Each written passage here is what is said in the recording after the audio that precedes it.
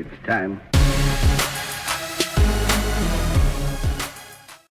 It's Thanksgiving time, everybody, and what better way to, I guess, come together as a family unit than bringing up all the old stories and stressors and things that we all go through, because it happens. We're family. Can't really avoid it. Got to deal with it. But today we got Rachel Duncan on, which you guys have seen her previous episode. We're going to dive into some techniques, some thoughts, some things around coming home, Thanksgiving, money, etc. So, Rachel, welcome back. Thanks for having me, Stoy. Yes, and so this is just a fun time of the year for me. I just love it because you see all the stories, things pop up, and it just gets crazy for us all. But why is it that during this time frame around the table, you're with your family, why do money triggers happen around this time frame? Like what really happens that brings it out of everybody? Well, to roll things way back, the reason why your family pushes your buttons is because they put them there. They put those buttons there. So they know exactly, right? All subconscious. No one's intentionally pushing people's buttons, usually. But you're talking old nervous system wiring. And I would say, by and large, most people find that going home again or being with family is more stressful than it ought to be. I would say that's such a common thing. Like, oh, my family's dysfunctional. It's like, well, I have yet to meet a quote functional family. I have to say, I think, if you're feeling like, God, something like this isn't right.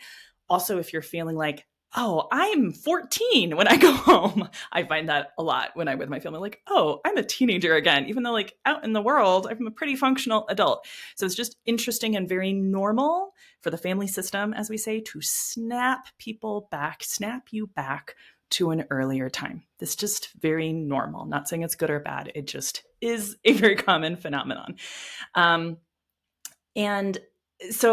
And then when it comes to money, this is an interesting thing. I might have said this on the other episode, I don't know. But research shows that our fundamental money beliefs are formed by age 8. And that's before you're even handling your own money. That is all from cues you're taking from the people around you who are dealing with money. So it's conversations you're overhearing. It's money decisions you're witnessing happening. It's usually what is said, which we're not always saying everything. It's also, or maybe our first experiences with, say, if you got allowance and how you used that. And so all of those things wires is very young. Like, is money a safe topic? Is it a scary topic? Is it a confusing topic? And those things will sit with us if we don't go back as adults and process that. If we don't process it, it will kind of be a time capsule of whatever those beliefs were that you picked up from your family by age 8. So then, okay, let's say you're 40, in your 40s, and you go back up and then you're like, I'm 9 again. It's a normal phenomenon. And just to understand that if you feel kind of young, if you feel kind of immature, that's probably speaking to a time in your life that might need some processing on your own outside of your family. Yeah, I agree. And I challenge everyone to, it's going to happen. It's just going to happen, right? You're going to get into that mode. Maybe spin it differently of just saying, hey, let's talk about this next week. Right? Sure. Try to push it to a different time. I do think it needs to be talked about, whether it's the discussion of, we never talked about money as a family, right? Mm-hmm. But maybe not at Thanksgiving. That's the, time and place we can try. It depends. Also, I don't think, not all of us will get much satisfying conversation with our family about it. We might. Really depends, right? Everyone's got their own story and their own thing to work out. It is sometimes a more solo practice or with someone outside of your family system. Because what's interesting is how you experienced money might not be anything like how someone else in your family experienced that same scenario. So that can feel a little maddening. Like, wait, those were really lean times. And then your mom might be like, no, it wasn't. And then you feel like, what's happening here? But truly, we're all the heroes of our own stories. So I think also managing your expectations of what can be done in relationship and what sometimes needs to be done out of relationship, that is a little bit maybe on your own, because we can't change people. We wish we could. We try. But you know what we can change, Stoy? Like, we can't change other people, but we can shift a relationship. And that's different, right? I can't change how you are in this world necessarily, but I can change how we relate, which speaks to boundaries, the big B word. Which we'll get to. We'll get to. Yeah. Don't worry. Teaser, getting to them. Yeah. Teaser, boundaries. Segment number 2 is what society media is saying. So a little myth Mm. busting going on Okay. here. This is a fun one. Probably my Mm. favorite of all Okay. segments, and I say that literally every episode. So get used to it, people. But It's all the best. yeah, right. How about this? So you've been your friends, someone, they're just saying this is what they love to say is just avoid the topic. Right? Just avoid the topic. Mm-hmm. I know when I ever tell my wife just avoid the topic, that topic's getting brought up. There's no avoiding the topic specifically after I say that. So what do you have to say to that comment or to that quote? Well, I'm curious, do you have an example in mind? Like, is there something that's maybe come up, something you've heard about, or even in your family? Like, because it's so hard, the topic, I don't know what, it could be so many things. Do you have an example we could work with? Yeah. So I've heard this one a couple times, and I'm not going to verbatim say what the story was, but like they're very similar. Mm-hmm. And typically it has to do with like brother, sister, something, right? Mm-hmm. Said something to mom and dad prior months earlier.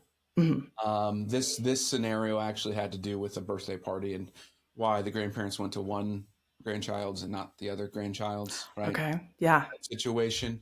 Gotcha. And so was told, hey, someone don't bring that up during Thanksgiving. Actually, this one was Christmas. It's like, let's not bring it up now. Let's let the kids have fun, do their thing, right? Yeah. Well, ipso facto, it so happened to be involved with like, okay, everyone's having drinks. Everything's fine. I'm cool. Everything's going to go well. And then all of a sudden, someone brings up said birthday party, right? Because the kid got a present and was very similar to it. And then it just like, it triggers from there, right? So I've heard that story not only, with my wife and our family, other families of like, it's always something that is going to happen. And if you say, don't think about it or don't do it, it's going to be on the tip of the tongue. And so that's... Yeah. I mean, avoidance in a lot of things doesn't generally work. It can maybe work in the moment, right? This all depends, right? What are you up for, right? And managing expectations, though, like, it's not like, oh, we either avoid it or we completely hash it out. Like, those aren't the only two options. So, like, I think sometimes we get into black and white thinking, right? We either never talk about it or we totally get into it. So, like, can I hold some love that this was a painful, confusing thing? There are hurt feelings here. Like, I know this. I love these people. And, I mean, I don't know, maybe this is my bias as a therapist, but I think we can actually like tolerate other people's feelings a little more than we give ourselves credit for. Like some awkwardness, maybe even if you're not involved, but you're seeing something play out, it's not your job to save anybody. But if there's an opening to even say, this feels really painful right now, or wow, that was awkward. I think we can sometimes do things like this exists. Maybe now's not the time to get into it, but it's not the case of avoidance. It's like, I'm so glad you actually brought that up, right? Do you think we could talk about that maybe next week? Like, I'd love to talk with you on Sunday, right? So there could be, sometimes it's a not right now conversation. All depends obviously of what you're up for. And if someone really wants to engage, then there might be some real boundary setting. But I think actually we are all longing to be real. Yeah. And it's a horrible feeling if you're on the other side of that. Like, I am super upset about this. I can't believe no one's talking about it. And I'm triggered and I'm going to start talking about it. For someone to say, let's not talk about that now. Yeah, it's the worst, right? You're like capping the bomb. But like, God, I've wanted to talk about this too. This thing sucks. I think we could do, I want to repair. I want things to be better. Do you think we could talk about it, on Sunday or something? I think that can validate. Like, we do need to validate everyone's feelings are valid. I know I'm a therapist here, and I know sometimes it doesn't seem like it. Like, I don't know why they're angry, but if someone's angry or upset, it's because they're hurt. Yeah. We can validate that, right? Or sometimes it was confusing. This was confusing. I think also having a few things in your back pocket, right? Like, anyone excited to see Wicked? I think we can, like, if it feels like there's such weight in the room and no one's quite ready to do it, but like the topic brought up. I think if you have it in you, if you feel like you can do this and name it, that's kind of awkward, guys. Can we talk about our movie plans? Like, I think that's okay. Instead of avoidance, it's a bit of a redirection. And I think having a few things in your pocket to redirect might be, especially what are we looking forward to? Could be a great question. What about this next one?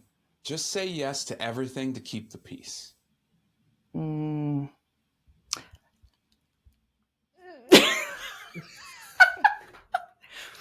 Okay. You're talking to a recovering people pleaser. So there are times, depending on the relationships in our lives, where to stay safe and just get through, we just put on that mask and say yes. There's nothing wrong with that. If you're on a journey and you feel that your family is, or any of these relationships are up for it, try something different instead of yes. And that doesn't mean no, right? Again, let's avoid the binary thinking. There is a book that I read this year that changed my life about boundaries. I had to look it up. It's called Set Boundaries, Find Peace, A Guide to Reclaiming Yourself by a therapist named Nedra Glover Tawwab. I hope I'm saying that right. It is the book, everyone. It really did change my life. Because she kind of talks about sometimes you say, oh, it's either there's a boundary or there's none, or a boundary means no, or there's none. But really a boundary is you saying what you will do, what you will do, not, you can't change anyone else's behavior. So if like, oh, okay, my old family role is just saying yes all the time, and that has been a harmful habit for me that I'm trying to change, it could be a, not right now, or could you give me a day to think about that? Right? That's a powerful shift from just being always agreeable and pleasant. However, fawning, we call that fawning, is one of the trauma reactions. So if in your history, fawning has been a way for you to stay safe, let's honor that. Maybe that is the best solution.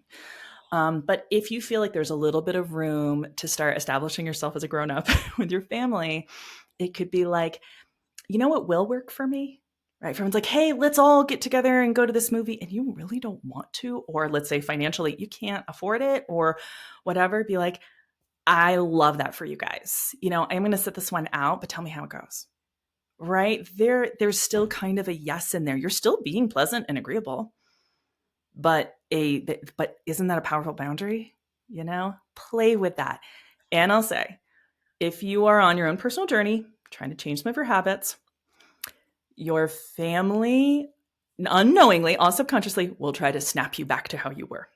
Nobody means to do this, but this is a fact of like family therapy is the family system likes homeostasis, likes things to stay the same, even if that sucks, like the devil, So when someone, it's usually that person who's in therapy who is like changing themselves and, trying new things. The folks around you, your family, will be like, but you used to always agree. And so don't get mad at them.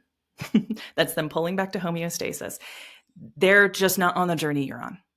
You may have to say it again. And again. It may feel a little uncomfortable, but who here has grown, without discomfort? And that will usually plant the seed for this relationship shifting. You're not changing the person, but you are shifting. Like, hey, maybe I'm not just going to be always available. I used to be, but not anymore. And they'll, stay at it, stay to your integrity, what you will and what you won't do. You can still be really kind about it. You don't have to be mean about it. And, we'll see. Everyone's family is different, but usually when someone sets a boundary, it does benefit everybody. Did that answer your question? It did. And it kind of bled over to our next segment of your point of view. So we're just going to keep diving into the whole boundary conversation. And first of all, one, you've got to recognize what boundaries you want to set, right? Like you got to start there. So how do we do that, right? How do we start that journey for ourselves to, one, recognize that we need to set boundaries, and then truly go on that journey of setting them, not holding them yet. Not even get to that part. We just need to set them first. How do we do that? This is one of my favorite topics because it's my final frontier. Like I'm 40, almost 46, and I'm like, feel like I just started working on this. So like it's my final frontier. So I think about it a lot. And in my membership, actually, I do a lot of workshops about boundary setting because boundaries are funny. What's interesting about a healthy boundary is you don't know it's there. When it's working, you don't know. You only know it when it's crossed, right? There's that ouch, there's that zing, there's that, why did they ask that of me? Or um, this kind of thing is exhausting. Like, but there's like innumerable boundaries that are happening all the time that are working great that you don't even realize. So that's what's interesting is that we can't really define a boundary usually until it's crossed. So that's kind of where I start. Like, let's take an example of a financial boundary that was crossed. Either like someone crossed your financial boundary or sometimes you saw it happen.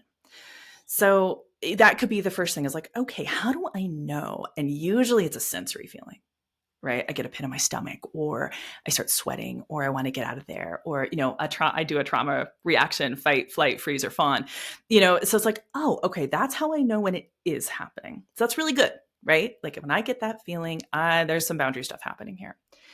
And then back up and look at what is a story of a financial boundary being upheld? And a lot of times it's something you saw between people or sometimes, an interaction you had. How did that feel? Right.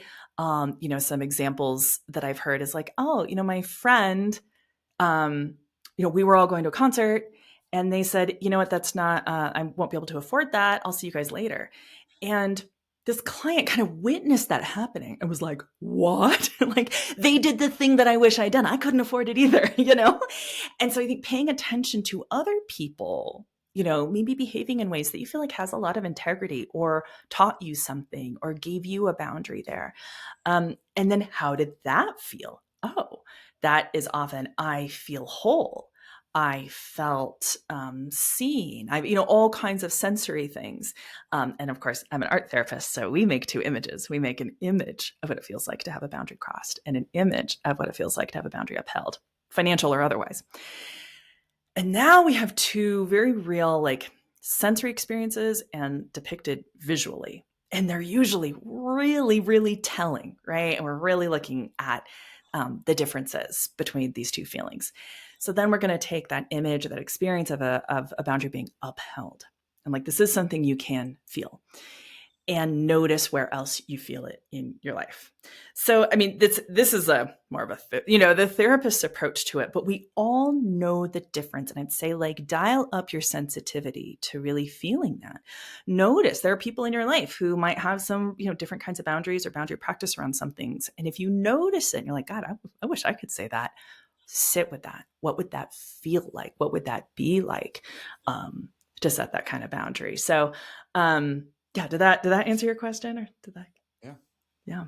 When we talk about money, there's a word that comes around money a lot for a lot of people, and that's shame, right? The number one word. They feel shameful of the lack of money. Yeah. You name their situation. Yeah. Then when you feel all that shame, you also then kind of spiral into this, I'm comparing myself to everyone else and where they're at. Yeah. Right. Those go hand in hand a lot. How do we, one, recognize that in ourselves? I know I feel it.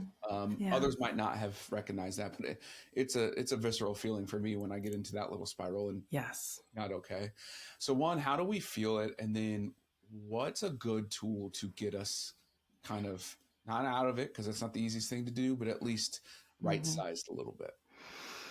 Well, I keep thinking about this, thinking about holidays and coming together with family. And a lot of times shame can come up when there's wealth differences within a family. And,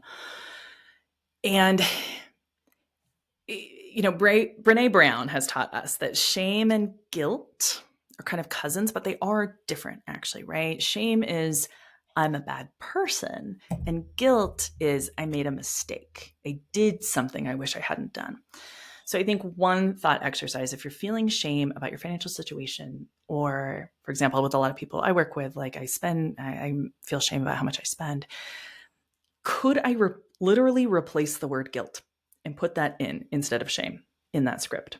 I feel guilty about how much I've spent. oh, doesn't that start to, for me, that starts shifting a little bit. Guilt is something I can do something about, right?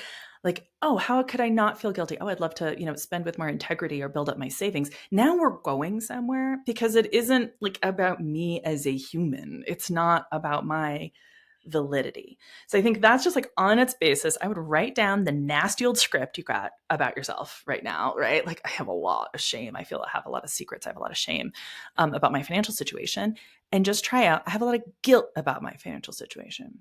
No, it's still dark. It's still heavy, but guilt can move us to we actually have lots of frameworks to deal with guilt. Like religion has a lot of frameworks to deal with guilt. Like you can do something about that. It's making amends, it's changing your behavior, stuff like that. So that's sort of like my first thought. And I think the other thing is just what I said at the top, that shame is the number one word associated with money. So if you're feeling a ton of shame, another kind of thought is, well, could they also be experiencing shame about something I don't know about? Like we all have a lot of stuff in our closets. And even the people who look like they have their money stuff together. I mean, Stoy, you and I have looked under a lot of hoods. Like the people sometimes who really look like they have it together, there is stuff going on financially you would never guess. So I think there can be a little bit, gosh, I'm carrying all this shame. I feel like I'm the only one who is bad with money, but I think Stoy and I are here to tell you, like, good chances are really good there's a lot of other people in your family who might not have the same situation as you. There could be gambling addiction. There could be spending addiction. There could be unmanageable debt. All kinds of stuff that we are all working really hard to keep under wraps. So a little bit of normalizing is that if you're feeling like you have to keep a lot of your money stuff secret, everybody has secrets. You're not the only one. And if we can go to a place of guilt to work through, then you're gonna find your way out of it. I think if you transition that to that guilt too, it helps you align with other people. Kind of what you're just saying, like, Yeah. no, here it is, folks. No one has their shit together. Okay, from billionaires, trillionaires down to people who have negative money. Like, no one does. Okay? We're here to tell you it's just the truth. It is what it is. But I think if you lay more on the guilt part, I can talk to you and we can be guilty together, right? Yeah. We can both feel guilt together. The shame doesn't. It puts us in a box in a wall away from everyone in the corner, right? It's just no way around that. So really believe people, like, if you shift to guilt, it allows us to then align with others. And at the end of the day, this podcast, what we do, what we put out in content in general, and why we work with people is we want you to be able to talk to others. We want to normalize these conversations because these conversations around money and everything drive almost every other decision there is, good, bad, or indifferent. And if we can normalize these conversations, we can truly then start to help each other and not try to put each other down. And I personally haven't seen a lot of financial conversations around putting someone down because they don't have money. Like, I've rarely seen it. Yeah. No. I've always seen someone. We do it to ourselves. Correct. Yeah. Yes. Right. Exactly. Yes. It is actually to ourselves that then we push out and make it feel like people are saying and doing that thing. And it's not. It's your own brain. And we have to be able to change that. And I love that you brought it to connection, because that is the antidote to shame, is connection, right? The thing with shame is that it's been behind so many walls. That's what's keeping shame alive. So actually just opening that up and finding safe people to talk with. And it might not be your family. That's fine, right? But choose I think building your team of superheroes about your money, the roles that you and I play with so many clients' lives, is so important. Just the fact that, hey, like we can't just keep this behind 10 brick walls. And I know it's hard and it can be embarrassing, right? That's the other thing. Is it shame or is it embarrassment? That's also something. We can work with embarrassment. We can work with guilt, and the relief that I witness daily with folks sharing what's really going on with their money with someone who is kind and not going to judge them. And I was like, yeah, me too, or whatever. It is palpable, that relief. And honestly, the shame goes poof. really shifts your perspective on things. It does. It does. Yeah. All right. As we get in the last segment of actionable steps, all right, we've discussed a lot here. We've actually given some actionable steps, True. but I want our listeners and viewers today to leave Wednesday before Thanksgiving with a tool that they can take into this weekend, this long weekend, to one, hopefully get out of the shame part of it. Mm-hmm. Two, make sure that their boundaries are set enough for these stressful things that are going to happen probably in their family conversations. And three, the grace to deal with it and actually move forward with whatever their situation is Mm-hmm. after the holidays. Mm-hmm. What are some steps for us to be able to achieve those three goals? Okay. My favorite thing is I want everyone to write down a list of all the things that they do that makes them feel like a person, that makes them feel like a whole being. I don't want to say your best self, but what makes you feel connected to being a human being. So this could be petting your dog, playing with your cat, tending to your plants, drinking that delicious tea. It's often little daily things, right? And that's the thing I want you to focus on. What are daily little things that really help you connect to being a person? It doesn't have to be solo either. Like a walk with my husband will fix most things in whatever's going on. So they're often these little grabs that you've experienced in the past that really help you feel like a person. I want you to just brainstorm them all. The weirder, the better. Dancing to disco music, like weird stuff. Totally talking to my best friend, whatever. That really connect you to being a person. And then I want you to do one of those things every day, no matter what. So you got, Thanksgiving coming up. That morning, you are going to tend to your plants, no matter what. And so you'll have a menu. It doesn't have to be the same thing every day. You can switch it around. It could be sipping your tea and looking out the window. But I want there to be something that connects you to yourself. At least once a day, maybe twice on Thanksgiving, depending on your family situation, and really come to rely on yourself to do those things. So it could be a reminder in your calendar, a sticky note on the mirror, all those things, all the things that might work for you. And to really, I call it a pleasure practice. And you could also connect that pleasure practice to just considering I am healing my relationship with money. That's it. I'm healing my relationship with money as I'm sipping my tea, as I'm playing with my dog. And just that little bit of a reminder, that little check-in with yourself will honestly do more for your money than any budget ever could. So that's Can you say that last part again? Yes. Connecting with yourself and with pleasure daily will do more for your money than any budget ever can. That sentence is powerful, people. And yeah, she's a therapist. I'm not though. And I will still tell you the same exact thing. Exactly. The work you do on yourself, the grace that you give yourself is the catalyst to everything in life, right? And specifically money. Yeah. But that just jump starts it all and it makes it all come together. And kind of like you had said earlier about boundaries, where it doesn't feel like there's a boundary. Everyone always asks me, is like, I hate budgets, right? You get the budget eye roll thing. And I'm like, the budget is just your set boundary. But if you tied your budget to and figured out who you are and your lifestyle and your goals and those things, and that's what your budget was created off of, it no longer is a budget. It's just normal life for you. But you've set yourself with those boundaries naturally. And it just is a lifestyle at this point. Right. Especially if we think of a boundary as what you will do, right? And that is what a budget is. This is what I will do, or I plan for it, right? That is what it's about. And yeah, the B word, it gets a lot of flack, but we can rebrand it. We just had the whole conversation. We need to rebrand the word savings. It sucks. Let's come up with better words for it. We can rebrand this stuff. You don't have to do it the way, back to family stuff. You don't have to do money the way your family does it. You really can forge your own way. And then you're going to be even better with it when it feels like yours. Absolutely. Yeah. Absolutely. Well, hey, everyone, have a great Thanksgiving. Eat a lot of food. I'm going to eat about 4 pies. It's fine. It's my thing. I'll get over it.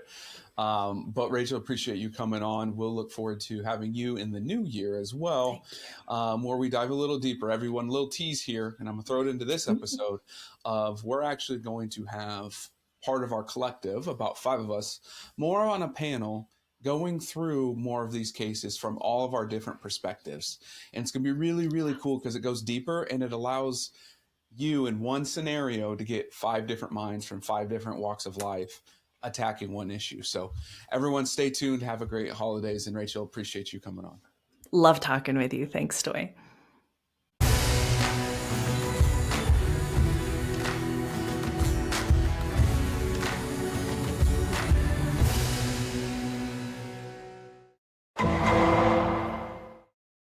The preceding program was sponsored by Black Mammoth.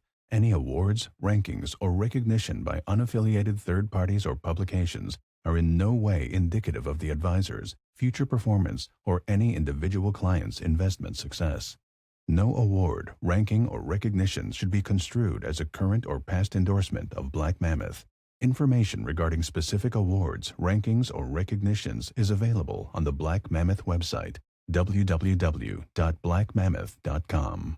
All investment strategies have the potential for profit or loss. Investment strategies such as asset allocation, diversification, or rebalancing do not assure or guarantee better performance and cannot eliminate the risk of investment losses.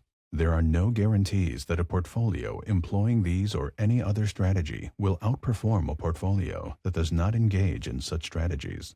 This broadcast should not be construed by any client or prospective client as a solicitation to affect or attempt to affect transactions and securities or the rendering of personalized investment advice due to various factors including changing market conditions. The information discussed in this broadcast may no longer be reflective of current positions or recommendations. While information presented is believed to be factual and up-to-date, Black Mammoth do not guarantee its accuracy, and it should not be regarded as a complete analysis of the subjects discussed. The tax and estate planning information discussed is general in nature and is provided for informational purposes only and should not be construed as legal or tax advice. Listeners should consult an attorney or tax professional regarding their specific legal or tax situation. Past performance is not indicative of future results.